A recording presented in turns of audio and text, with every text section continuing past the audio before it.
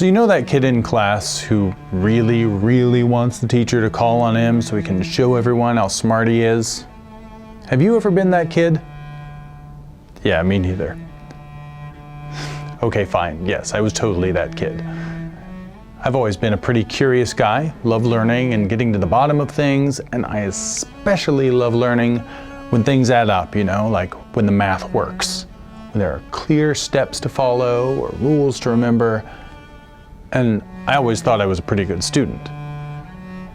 But when Jesus taught, I'm not sure I really knew how to learn before learning from him.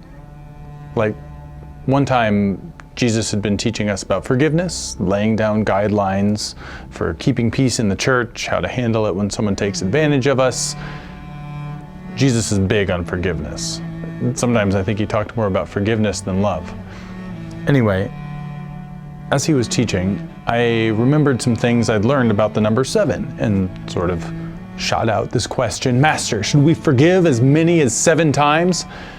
And yes, in retrospect, I admit I kind of wanted some cred, like maybe not a literal pat on the head, but a little kudos, faithful Peter, 7 forgivenesses is very generous. Instead, Jesus took my countable number 7 and threw it back at us. How about 70 times 7? Obviously, my first thought was like, okay.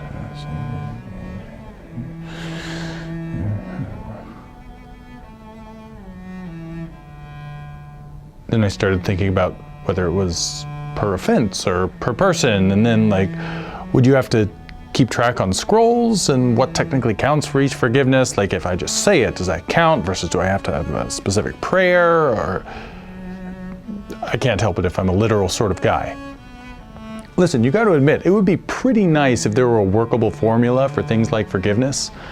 I mean, what I would have given for Jesus to just tell me exactly what to do or not do sometimes. I remember noticing him watch me as I tried to think through the math. He had that little grin he wears after he finishes a parable, like he's waiting to see if it hits home. Because he knows it will. 70 times 7 is 490. Got it. No, obviously, even I wasn't too dense to realize there was more to it than adds up on a page.